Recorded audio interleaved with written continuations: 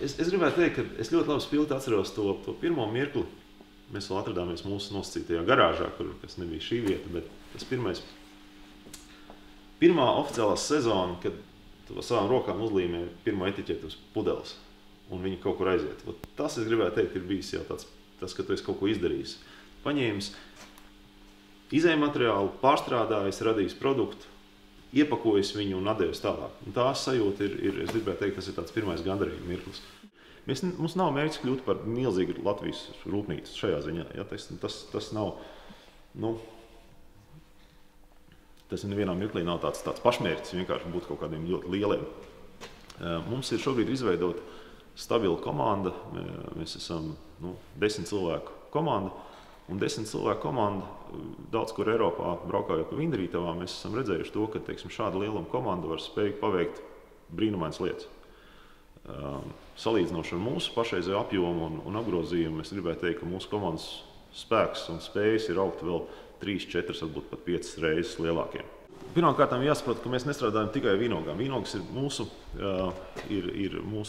vindarītavas, tā pirmā ideja, ko mēs sākām Latvijā darīt. Mēs sākām ar to, ka iestādījām vīnogdārzu.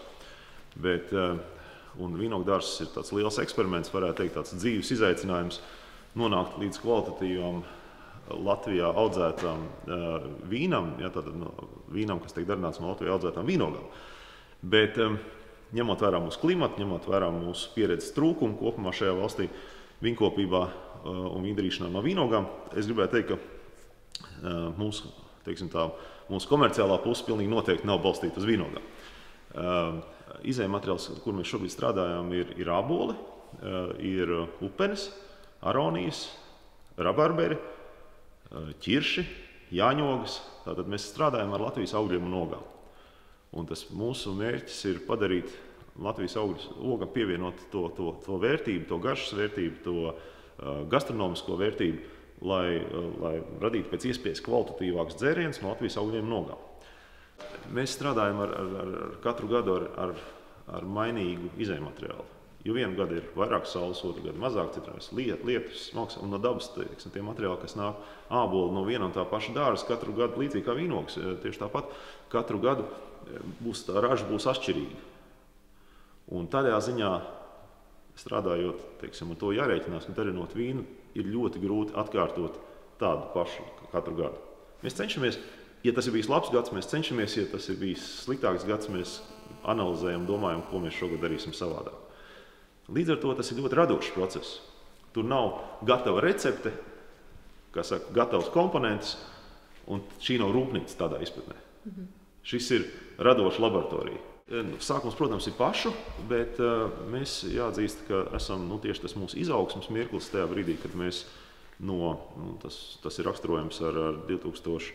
13. gadu, kad mēs nolēmām no tāda neliela mājas hobija projekta, kurā, kā es saku, 2 veči garāžā kaut ko taisa un pazūd naktīm prom no ģimenēm, tad mums tas mirklis, kad mēs pāraugām par tādu ražotni, kādu jūs redzat šobrīd, bija tas 12. 13. un tajā brīdī mūsu tam izrāvienam liela atspēja deva Altuma finansējumu. Un faktiski es teiktu, ka gan Eiropas fonda piesaistīšana, gan Altuma finansējums ir tas, kas mums ir ļāvis tā attīstīties straujāk un tā tālāk. Protams, ka birokrātija, riski izvērtējumi, finanses plāni un viss tas pārējais, tas ir cits izaicinājums, un to ir jāstrādā un jāprot strādāt un tā tālāk. Bet tā ir bijusi otra daļa. Bet tā praktiski varētu teikt, tā puse uz pusi ir mūsu pašu līdzekļi un attiecīgi piesaistīts finansējums no Altuma. Es ļoti labi atceros to dienu, kas radīja tālāk notikumu virteni, kāpēc es šeit nonācu. Tas bija mūsu kāzas ceļojums Itālijā, kurā es veikalā iegādājos lauku turismu ceļvedi Itālijas mazām vīndarītavām un iemīlējos tajā idejā, ka dzīve laukos var būt arī interesanta, dzīvespriecīga, pilna ar garšu un ar komunikāciju, ja mēs varētu audzēt vīnogas un taisīt vīnu. Tā bija tieši tik vaiprātīga ideja, varbūt tajā jūtu un romantismu uzplūdā, kāds ir pēc tam, kad tu esi tikko apprecējies. Tas bija 10 gadu atpakaļ.